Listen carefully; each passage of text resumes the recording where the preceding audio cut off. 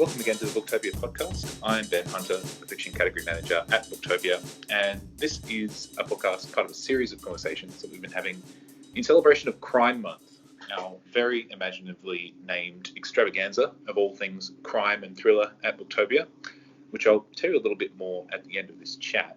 But first, we're going to introduce our guest. Today, I'm speaking to Gabriel Bergmoser, an award-winning Melbourne-based author and playwright. His debut thriller, The Hunted, is out at the end of July, and Gabe has been kind enough to join me over Skype to tell me a little bit about it and talk all things crime. Gabe, how are you doing down there in Melbourne? Are you sanitized and socially distant? Yes, both of those things. I'm locked in my room, but to be fair, that's not like wildly abnormal for me anyway. So, good. So yeah, you know, it's not leaving the house is fairly par for the course. Excellent. Good to know you're coping. Your debut crime novel, your thriller, it has a premise a little bit like a Quentin Tarantino film. You know, there's an old bloke with a dark past running a roadhouse in the middle of the scrub, the middle of nowhere, joined by some out-of-place backpackers, and literally all hell breaks loose. Can you briefly describe this terrifying book of yours and what inspired you to write it? Right. So essentially, I guess the elevator pitch of The Hunted is exactly like you said. Older guy lives in the middle of nowhere, service station, has been there for a while. You get the sense that he's kind of running away from something. He's got his young granddaughter staying with him for the first time, and they don't really relate to each other at all. They've never really met before. It's very, very awkward, very uncomfortable. A couple of backpackers stop past. It's sort of a lazy afternoon. And then out of nowhere, this car comes careening up the front. A girl steps out covered in mud and blood. And the only thing she says before she passes out is, "Don't call the police." And that launches us into a siege story where essentially this disparate group of characters are stuck in this closed off, claustrophobic location with this injured woman, and they have no idea what she's been through. They have no idea who she is. They have no idea whether she's, you know, what side she's on. And as night falls, the headlights approach from all directions, and they're stuck in there having to decide, do we hand this person over to the people who are hunting her, or do we fight and protect her despite not knowing who she is? So the book's also interspersed with flashbacks to kind of a former timeline that fills in the blanks of what actually happened in the lead up to this girl arriving at the roadhouse. And it kind of alternates between those two until about the midpoint of the book where everything comes together. And from then on, it's basically relentless violence, carnage, gore, and death right up until the final pages. So I love that you mentioned Quentin Tarantino because, you know, this is a bit weird because I went to film school, and there's a little bit of like snobbery among screenwriters towards Tarantino sometimes. Yeah. Like it's sort of like, you know, this, yeah, you know, it's that stereotypical, oh, you know, want to be film writers, you know, love Quentin Tarantino and we're all above that. I'm so not above that. I adore Quentin Tarantino. I love most of his films. The releases are real events to me, and he's been one of my biggest influences all along, you know, and in a weird way, not just because of like the hyper violence, I guess, that is exhibited in his filmmaking. But what I love about Quentin Tarantino is that he has this really underrated skill of threading little touches of very believable, empathetic humanity throughout all of the chaos and carnage of his films. I mean, Kill Bill ultimately is about a woman being reunited with her daughter. Inglourious Basterds is packed full of these just tiny, subversive little notes from all of the characters where you sort of realize, no, these actually aren't caricatures. There are these little quirks and these little vulnerabilities, and they only come through in select moments. But that has always really inspired me. And I also kind of look at somebody like Martin McDonagh, who is one of my absolute writing heroes, who wrote In Bruges, 3 Billboards Outside Ebbing, Missouri. He's also a very highly esteemed playwright. His play, The Beauty Queen of Leenane, his very first play actually is probably my all-time favorite play, and definitely one of the best things I've ever read and seen in my life on stage.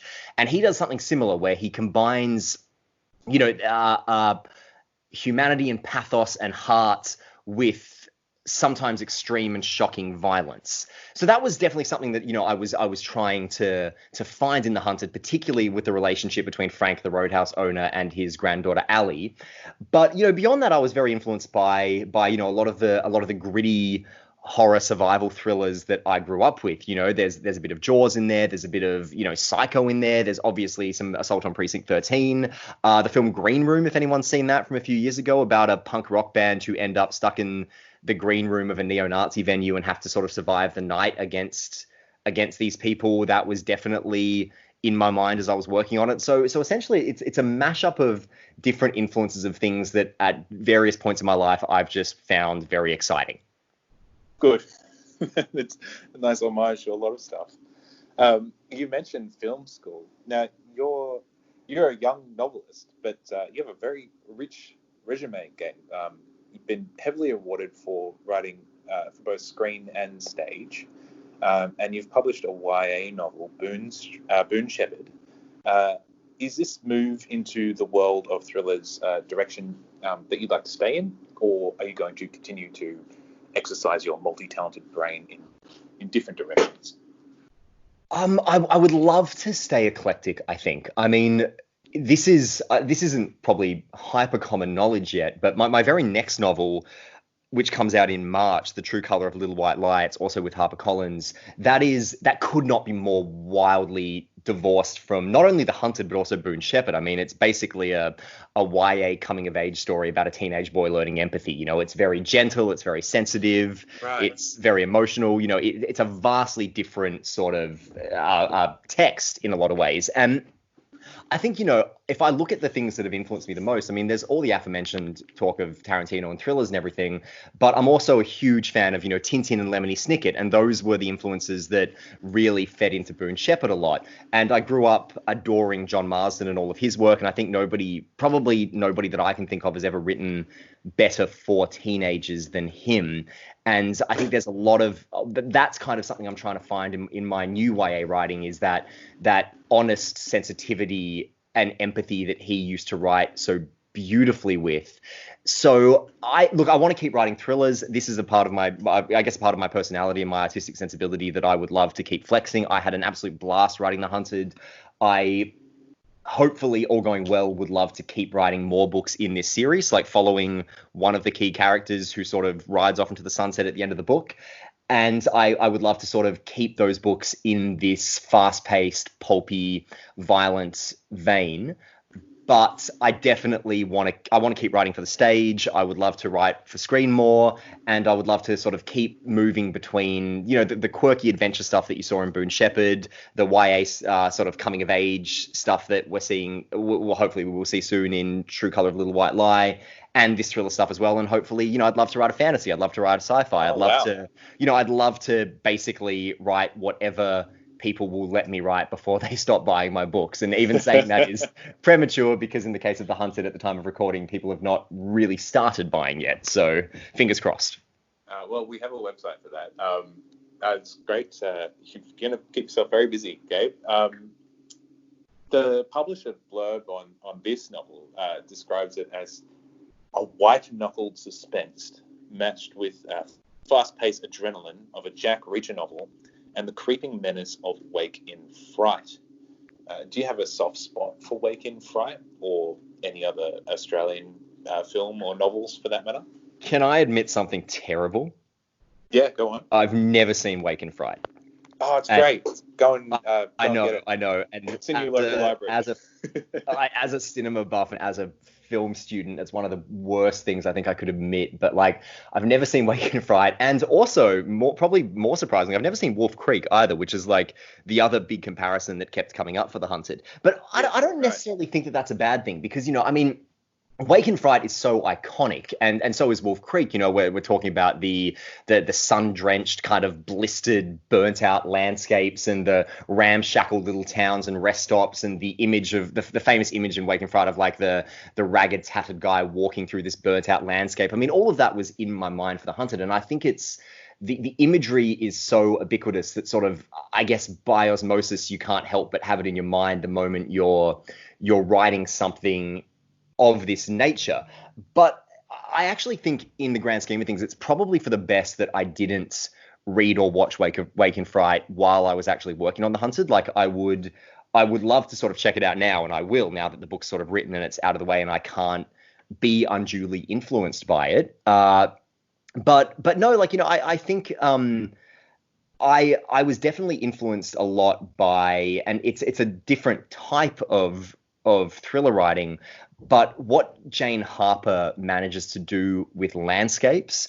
When I first read The Dry and then went on to devour Force of Nature and The Lost Man, I don't think I'd ever really read anyone who characterized the Australian landscape the way that Jane Harper does, and she brings it to life in a way where, whether it's the drought blighted town that you see in The Dry, or the dense endless forest that's in Force of Nature, or just the huge long isolated, the plains of just nothing for kilometers on end that characterize The Lost Man. I mean, Jane Harper does a really great job of making her settings kind of the main character in her books, and she brings them to life so vividly that even if you've never been to those places, you kind of finish those books feeling like you have been and feeling like you understand it. And she creates such a sense of menace and danger and isolation and sadness through her landscape descriptions. And that, I think, in terms of the particular setting and feel of The Hunted,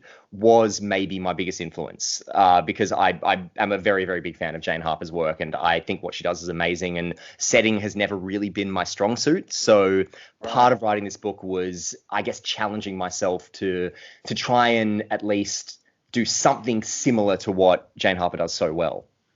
Interesting. Yeah, I mean, Jane is just the queen, isn't she? And, absolutely.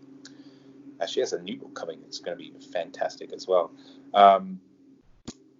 What about true crime? Do you dabble in true crime at all?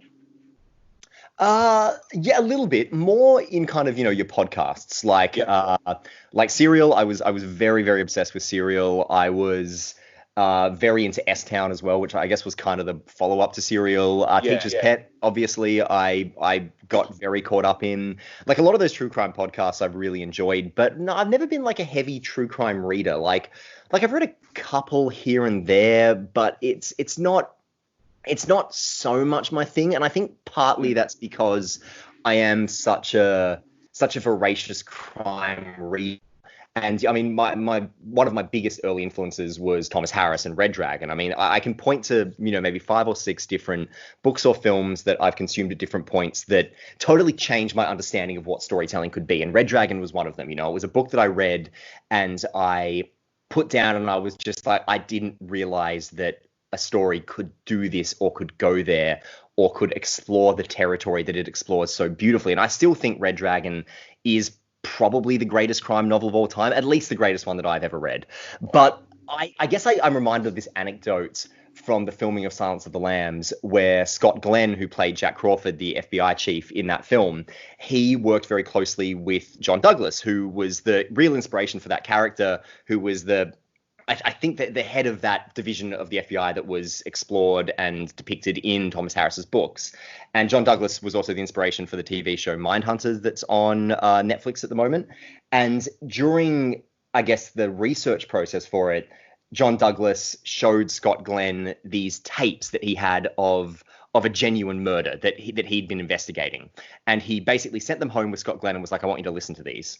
And so Scott Glenn listens to them, and he comes back, and he's spoken at length about how it changed him as a person. Like, listening to this absolutely transformed him on a fundamental level. Like, he'd never heard anything like it. It shook him to the core. It thoroughly disturbed him. He couldn't sleep afterwards.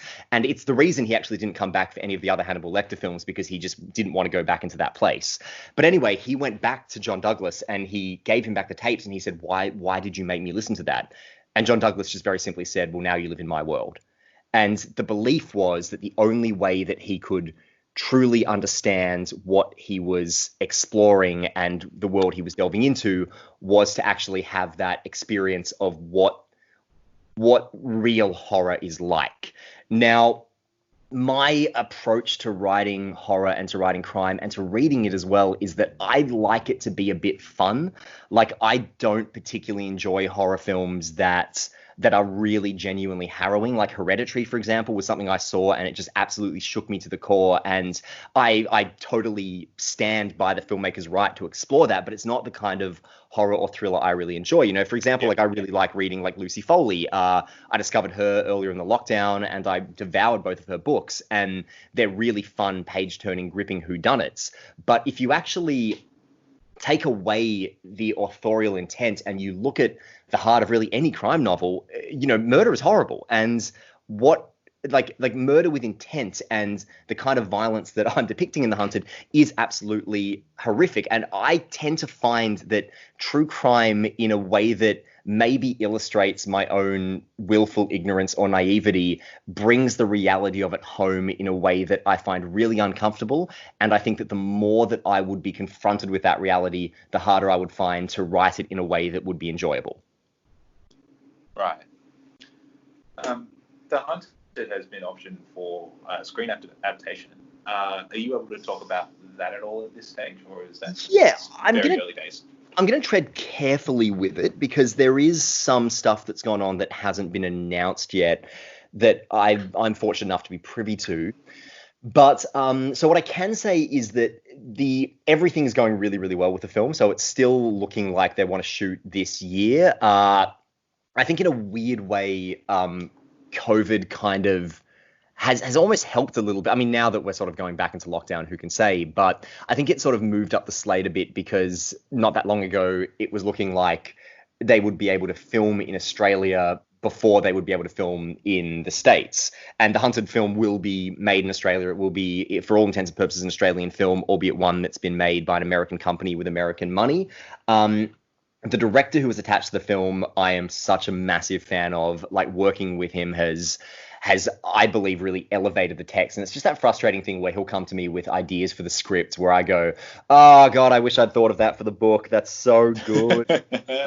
So you know, that is kind of, that's exciting, but at the same time, you sort of look at the book and you go, oh, man, I wish I'd used that. But he totally understands the book, loves the book, has brought so much to this story and to these characters, and has taught me new things about my own characters that I didn't expect to learn. So that part's been really exciting. So the screenplay, I've actually written the screenplay, but with a lot of input from the director. So I think as it currently stands, it definitely will be the presented, I guess, combined vision of both of us in a way that I think is really exciting and is very true to the spirit of the book. Look, whether it does shoot this year, I don't know at this point. The casting conversations is currently where it's at. So all going well, we'll have some big, exciting announcements about who's going to be playing these characters in the not too distant future. But look, at this point, I mean, I've sort of had a little bit of experience in doing the rounds in LA before, and sort of being in a position where I guess I've been placed to believe wholeheartedly that something is going to happen and is going to happen quickly, and then it never does. So as excited as I am by the film process and as optimistic as I am, I won't believe it until I see it, you know? Yeah, but, of course. You know, in terms of where it currently sits, it's in a really great place. Everything's looking really positive, and there's no reason at this stage to believe that it won't go ahead soon and it won't be really, really cool. And I think it will complement the book in a lot of ways while being quite different to the book in ways that might surprise people, but very true to the spirit of it. I'm thrilled for you. That sounds so cool. How do you hope this, you know, it's your first thriller novel, how do you hope it will be received in general?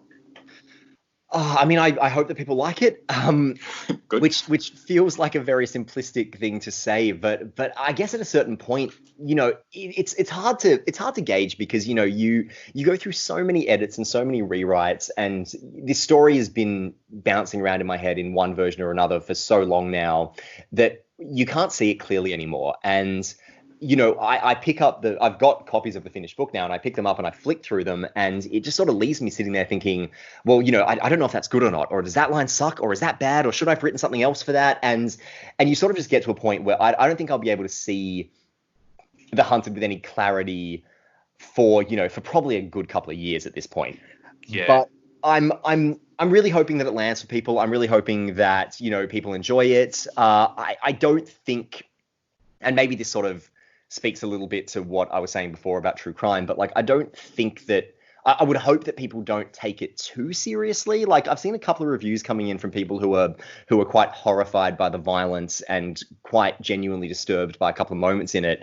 And that's fair enough. You know, everyone has a different response to these things. I'm somebody who obviously enjoys horror films, so I'm able to be a little bit desensitized and just kind of see it as a particularly macabre roller coaster, and that was sort of what I was hoping to achieve with The Hunted. But in that Tarantino way I was suggesting earlier, to infuse it with a bit of heart and humanity and characters who hopefully you can care about. And I really hope that that's what people see and that's what people enjoy. But if they don't, you know, I mean, there's not a hell of a lot you can do about it. You just sort of hope that it's received positively, and once it's out in the world, you just have no control over how people see it or how people respond to it, and you've got to be okay with that. Yeah, good. It's a good place to be. I want to ask, there's been a real surge in Australian, particularly rural Australian crime and thriller over the past few years. There's been some great talents. You mentioned Jane Harper, but also Chris Hammer and Candice Fox, who are selling massive quantities of books, not just here, but into the international market. Do you have thoughts on what might be driving that demand for homegrown stuff? Apart from having callously capitalized on it in writing The Hunted, I don't know. I think that maybe in some ways it's the combination of the particularly unique setting of our landscape, which does invite a certain menace and a certain tone and a certain sense of mystery that I think is very unique and very singular to Australia. And combining that with the structure of a whodunit or a thriller or a crime novel, I guess stands out in a way that maybe speaks to people. And if you're looking at authors like Chris Hammer or Jane Harper, who are so particularly skilled at creating a setting and making you feel like you were there. I mean, I'm sure that a lot of reviews have said this before, but, you know, you read The Dry or you read Scrublands and you can pretty much taste the dust in your mouth and you can feel the heat slamming down on you and, you know, the kind of burning tarmac sort of coming up through your shoes. All of that is so beautifully evoked by all of those authors who you mentioned. And I don't know, I guess it maybe is just one of those things where a bunch of really brilliant writers have started exploring this around the same time, and it's just kind of a beautiful coincidence. But, you know, it's probably, I really don't know. I really couldn't speak to that apart from to say that, you know, I think people like seeing themselves on screen. And I think, you know, I mean, I think back to when I was a kid and I read Tomorrow When the War Began. And, you know, as somebody who grew up in a small country town that was very similar to Wirrawee, the town depicted in those books, I really loved kind of seeing country kids get to be heroes and getting to sort of see a setting that was reminiscent of my hometown, because we didn't see a lot of that. And I thought that was really, really cool. So I don't know, I think in Australia, we sort of thrill towards our landscape and our culture being depicted in a way that isn't, you know, the Crocodile Dundee kind of tongue-in-cheek throw a shrimp on the Barbie way, but is sort of taken more seriously and is more mature and is more interesting. But that's probably and that's me thinking out loud. You know, that's probably a vague succession of half-formed thoughts that you'll probably have to edit down to not very much. But that's what I've got. I love it. Finally, what are you filling your time with during the time of Corona? You've got all these different projects on the go. I imagine that's keeping you busy in different directions. What are you doing to stay sane? Jigsaw puzzles. I've become really obsessed with jigsaw puzzles, and I didn't think I would. It was never something I had considered or thought might be like a hobby that I would particularly enjoy. But at the start of the lockdown, my aunt in Canberra sent me this jigsaw puzzle, and I remember opening the package and being like, why would you think, when have I ever expressed interest in? But then sort of one afternoon, I guess, feeling like I had to at least make a go of it, I opened it up and I haven't looked back. I've done about like 6 of them now, and I just keep going through them and sort of just like sitting up at the table till like 2 a.m, obsessing over which piece goes where. But I don't know, I think it's, I feel weird saying this, but I kind of think it's a really great sort of mental health mindfulness thing, because it sort of focuses you, and it, you know, you clear your mind and you just focus on this one thing, and there's immense satisfaction to finding the right piece. And I found that, you know, I guess ever since I reached a place in my life where writing has been my job and has been my livelihood, I've sort of been casting around looking for a hobby, because I'm no longer writing in stolen minutes between my day job. And I miss that a little bit, if I'm being honest, because there was a thrill to that. But But now I think, jigsaw puzzles have weirdly become this thing that has become a real sort of staple of my my enduring sanity during the time of Corona. But otherwise I'm working heaps. I work from home anyway, so it hasn't made a huge amount of difference in those ways. But yeah, I think finding non-creative pursuits to distract your mind or to help clear your mind at the end of what can be quite hectic working days, I think is really important for anyone, and for me, that, funnily enough, is jigsaw puzzles. Somehow perfectly fits with the macabre mind of a horror thriller writer. Yes, absolutely. Yeah. Speaking as a hardcore obsessive, went to every film on opening night Saw fan, I'm totally okay with that. Good. Gabriel Bergmoser, thank you for joining me today. Thanks so much for having me on. Gabriel's thriller The Hunted is published by HarperCollins and is a featured book in Crime Month at Booktopia. It's one of a great collection of hand-picked favourites for which we've applied an extra discount to over the month of July. Aussie residents who order The Hunted or any of those featured books by July 31st will be in the running to win the Ultimate Sleuth Pack, which is over $800 worth of new books. To shop those top picks, as well as have a squiz at guest-curated selections from the likes of Devil McTiernan and Christian White, go to booktopia.com today. And thank you for listening. Thank you for listening to the Booktopia podcast channel. Don't forget, you can subscribe to us on SoundCloud and iTunes for free, and get access to hundreds of author discussions, book analysis pieces, and more. Or, if your eyes need a workout, head to Booktopia TV on YouTube. Don't forget, for all books featured in this podcast, and for access to a whole bunch of other fun content on our blog, head to Booktopia, Australia's local bookstore, at booktopia.com.au.